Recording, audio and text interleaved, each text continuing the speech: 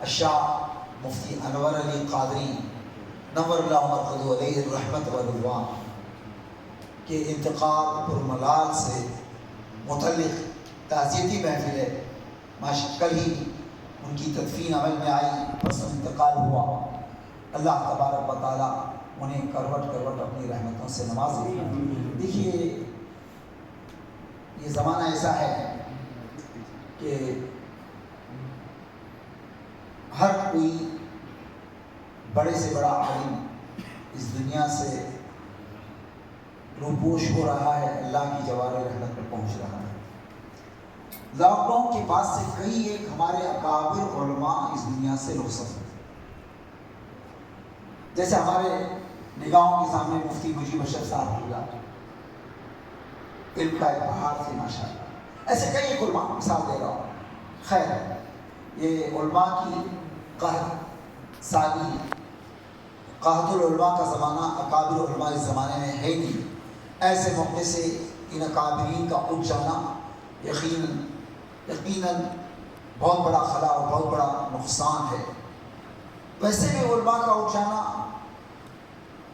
جیسے کہ فرمایا موت العالم موت العالم، ایک عالم دین کا انتقال کر جانا گویا کہ ایک دنیا کا مر جانا ہے.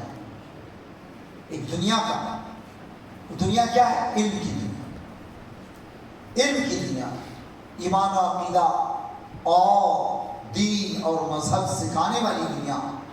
ایک عالم کا اٹھ جانا ایک دنیا کا اٹھ جانے سے تشویش دی. اور یقیناً ہمارے اس علاقے کے عظیم بزرگ عالم دین جن کی خدمتیں کرناٹک بھر میں ہیں، میں نے ان کو جب ہبلی میں دارالغوثیہ میں استاد اس وقت سے جانتا ہوں. اس کے بعد آپ شموگا میں رہے، انکولا میں رہے، موڑگیرا میں رہے، بنگلور میں رہے، رام نگرم میں رہے، مختلف جگہوں پہ رہے. الحمدللہ جہاں کہیں رہے دین اور سنیت اور مسلک اعلیٰ حضرت کی اشاعت میں لگے رہے. ہاں سری لنکا میں بھی ماشاءاللہ 3 سال تک سری لنکا میں جب قیام تھا تو پہلے سے وہاں کی ماشاءاللہ دینداری مذہبیت، وہاں بڑے بڑے اکابر علماء آتے جاتے رہے اور ان علماء کا ماشاءاللہ فیض تو تھا، وہاں روشنی تو تھی.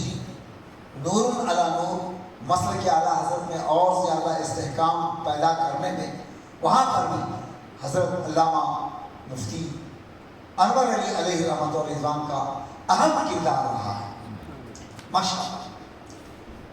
جہاں بھی رہے مسلک کے وفادار، جہاں پر بھی رہے اعلیٰ حضرت کے گن گئے، جہاں پر بھی رہے انتشار کو اتحاد میں تبدیل کرنے کی کوشش کی، جہاں پر بھی رہے ماشاءاللہ ملی مسائل، دینی مسائل، وہابیوں کے اعتراضات جب سامنے آتے رہے تو اس کے دفاع کے لیے، اس کے جواب دینے کے لیے ہمیشہ کمر بستہ رہے.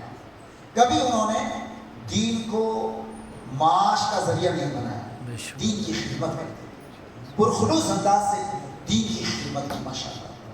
ہمیشہ ان کے نزدیک دین کی خدمت ان کا مطمع نظر تھا اور دین کی خدمت ہی ان کا مقصود اور مراد تھا. وہ ہمیشہ ماشاءاللہ دین کی خدمت میں لگے رہتے. بہت سارے علماء کو شوق دلا کر کے بھیجا اور کوئی چھوٹے سے چھوٹا عالم ملتا، کوئی حافظ قاری امام مؤذن، تو اس سے بھی بڑے خندہ پیشانی سے اور ان کے زبان پر ہمیشہ مسکراہٹ، تبسم، ہمیشہ کبھی ایسے نہیں کہ خیز و غضب کا چہرہ بنا کے منہ چڑا کر کے. جب بھی دیکھو تو ماشاءاللہ خوش دلی سے، فراخ دلی سے ملتے. علماء جب پریشان ہوتے کہ امامت کی جگہ چھوٹ گئی، تدریس کی جگہ چھوٹ گئی، افسوس کرتے اور ویسے لوگوں کو کہیں نہ کہیں لگانے اور ان کو دین اور سنیت پر معمور کرنے کی پوری کوشش کرتے. ماشاءاللہ مفتی انور علی علیہ رحمۃ و رضوان ایک مخلص عالم دین اور ایک مخلص مسلک کے علمبردار، ایک مخلص ناشر مسلک کے اعلیٰ حضرت، ایک مخلص مبلغ اہل سنت، ایک مخلص مسلک کے اعلیٰ حضرت کے قائد کا نام ہے ماشاءاللہ۔ ہماری دعا ہے کہ اللہ تبارک و تعالیٰ انہیں کروٹ کروٹ اپنی رحمتوں برکتوں سے سرفراز فرمائے، اور اللہ تعالیٰ ان کے قبر کو بقعہ نور بنائے، اللہ تعالیٰ ان کے قبر میں جنت کے بچھونے، جنت کے نعمتیں عطا فرمائے۔ عزیزان گرامی اوقات، میرا بھی مفتی انور علی صاحب سے گہرا تعلق تھا، میرے والد بزرگوار جن کا اسی 1 تاریخ کو 2 مہینے ہو گئے، اگست کی 1 تاریخ کو مولانا قاضی اسماعیل مقبولی علیہ الرحمہ ان کا انتقال اب رتنگیری میں ہوا، لیکن ان کی تدفین حامد شریف میں ہوئی۔ ہمارے کرم فرما مبلغ اسلام مناظر اہل سنت مولانا حافظ احسان صاحب کی جنازے میں تشریف لائے ہوئے تھے۔ ماشاءاللہ یہ سب لوگ دین کے کاموں میں ہمیشہ خلوص اور الہیت کو پیش نظر رکھا، ذاتی مفاد، ذاتی آن شان، ذاتی شہرت، آہ و بھگت اور کسی قسم کی فیسلٹی اور کسی قسم کا مطالبہ، یہ سب چیزوں کو ان لوگوں نے اٹھا کے رکھا، اور دین اور سنیت اور مسلک کی جہاں بات آئی ہمیشہ پابند رکاب رہتے، ہمیشہ کمر بستہ ہو کر کے دین کی تبلیغ کے لیے میدان عمل میں اتر جاتے۔ ماشاءاللہ عزیزان محترم، حضور مفتی انور علی صاحب علیہ رحمت و رضوان کے انتقال سے ہمارے کرناٹک میں، اور میرے والد بزرگوار کے انتقال سے اس علاقے میں مغرب اور مشرق، بنگلور مشرق میں ہے، ہانگل شریف مغرب میں ہے، کرناٹک کا ایسٹ ویسٹ سمجھیے 2 ماشاءاللہ، ادھر سے بھی چراغ پل ہوا، ادھر سے بھی چراغ پل ہو گیا، جس کی کمی کا سب کو احساس ہے۔ یقیناً وہ جہاں پر بھی تھے، جس انداز پر تھے، جب تک تھے ماشاءاللہ ان کا موجود ہونا ہی ماشاءاللہ دین اور سنیت کے لیے روشنی کا کام ماشاءاللہ۔ ان دونوں بزرگوں کا سرے دست اٹھ جانا ہمارے کرناٹک اور جنوب کے لیے ایک بہت بڑا خسارہ اور نقصان ہے۔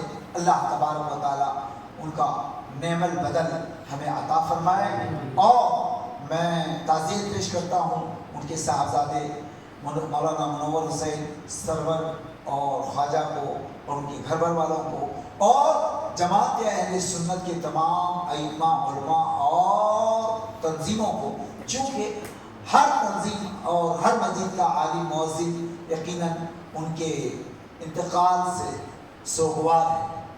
یقیناً وہ ہمارے لیے ایک بہت بڑے آئیڈیل تھے۔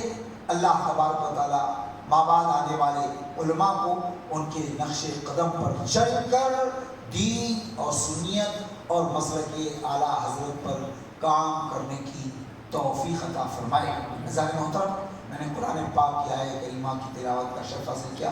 رب ذوالجلال ارشاد فرماتا ہے، کلُّ نفس ذائقۃ الموت، ہر ذی روح کو موت کا مزہ چکھنا ہے۔ نبی کریم صلی اللہ علیہ وسلم کے بارے میں کسی شاعر نے کہا، ایک لمحہ کے لیے آئی تھی انہیں بھی موت۔ نبی کریم صلی اللہ علیہ وسلم ایک لمحہ کے لیے آئی تھی انہیں بھی موت، پھر ہمیشہ کے لیے ان کی موت مر گئی۔ سرکار حیات جاویدانی کے ساتھ آدمی برزخ کے اندر آرام فرما ہے۔ عزیزان گرامی، ہمیشہ کے لیے رہنا نہیں اس دار فانی میں کہ کچھ اچھے کام کر لو 4 دن کی زندگانی میں۔ اسی لیے کسی ہمارے صوفی اور فارسی شاعر نے کہا، یاد داری کے وقت زادن تو ہما خندہ مدند تو گریاں، یاد داری کے وقت زادن تو ہما خندہ مدند تو گریاں، آشنازی کے وقت مردن تو ہما گریاں شمند تو خندہ۔ اے مسلمان، یاد رکھ، یاد داری کہ وقت زادن تو، تیرے پیدا ہونے کے وقت تو کسی کا گھر چراغ بند کر کے دنیا میں آنے کے وقت جب تو کسی کا گھر چراغ بن کر، نرینہ اولاد بن کر، کسی کے گھر کا سہارا بن کر، کسی کا لڑکا اور ولد بن کر کے جب دنیا میں ماں کے پیٹ سے آ رہا تھا، ہما خندہ بودن تو گریا، سب تو تیرے آنے کی خوشی میں مبارکبادیاں، پیڑے، مٹھائیاں، لڈو بانٹ رہے تھے، تو گریا، تو روتا ہوا آ رہا تھا۔ تو کیسے آ رہا تھا؟ روتا ہوا آ رہا تھا۔ روتا ہوا اس لیے کہ ماں کے پیٹ سے جو نکلنے کا راستہ ہے وہ تنگ ہے، تجھے تکلیف ہو رہی ہوگی، اس لیے روتا آ رہا ہوگا۔ یا تو یہ سوچ کر کہ جب تک میں ماں کے پیٹ میں تھا میرے سے کوئی گناہوں کا صدور نہیں ہو رہا تھا، اب میں دارالعمل میں قدم دنیا میں رکھ رہا ہوں، اب اس کے بعد جب میں بالغ ہو جاؤں گا میرے اوپر نماز، روزے، حج و زکوٰۃ کے فرائض اور نیکیاں اور گناہوں کا معاملہ میرے اوپر عائد ہو جائے گا، اس فکر سے ہو سکتا ہے تو روتے ہوئے آ رہا ہے۔ جب تو دنیا میں تشریف لا رہا تھا کسی کے گھر کا بیٹا بن کر کے، دو ہی چیزیں ہیں، یا تو آنے والا راستہ تنگ تھا، یا تو پھر دنیا دارالعمل کے اندر میرا معاملہ کیا ہوگا، میں زندگی کیسے گزاروں گا، نیک بنوں گا، بد بنوں گا، اس فکر میں تو روتا ہوا آ رہا ہوگا۔ یاد داری کے وقت ذات نے تو ہما خندہ بودن تو گریا، سب تو ہنس رہے تھے اور تو پیدا ہوتے ہوئے روتا ہوا آ رہا تھا۔ اگر روتا ہوا نہ آیا، آواز نہ کرا تو لوگ اور فکر میں ہوتے زندہ ہے کہ نہیں ہے، روتا ہوا۔ اس کے بعد فرمایا آنچ نازی کے وقت مردنے تو، اے پیدا ہونے والے انسان، تو پیدا ہوا اور بڑا ہوا، بڑا ہو کر کے جب تو موت کا مزہ چکا، آنچ نازی کے وقت مردنے تو، تیرے مرنے کا جو وقت آئے، ہما گریا شمند تو خندہ، سب تیری یاد میں، تیرے عمل، تیرے کردار، تیرے گفتار، تیرے خدمتیں، تیرے اخلاص، تیری زندگی کی قابل تعریف چیزوں کو یاد کر کے روتے رہے اور تو ہنستا ہوا چلا۔ تو ہنستا ہوا چلا، کیوں ہنستا ہوا؟ ہاں ہے کہ وہ ہے نا، پھولے نہ سمائیں گے آسی، آج ہے اپنے دیدار سے، اپنے یار سے ملاقات کیا، ہاں، جس کے بارے میں اعلیٰ حضرت نے فرمایا آنکھ عطا کیجئے، اس میں ضیاء کیجئے، جلوہ قریب آ گیا تم پہ کرو، تو ہنستا ہوا۔ بہرحال مفتی انور علی صاحب جب تک رہے ماشاءاللہ دین مدین کی خدمت کرتے رہے، ان کی روانگی اس دار فانی سے دار جاویدانی کی طرف کوچ کرنے کے بعد سب سوگوار، آنسو بہ رہے ہیں، سب کو غم ہے۔ اللہ تبارک و تعالیٰ ان کے انتقال کے بعد جو خلا ہے اس کو پورا فرمائے اور ان کو جنت میں اعلیٰ مقام عطا فرمائے۔ وآخر دعوانا ان الحمدللہ رب العالمین، والسلام علیکم۔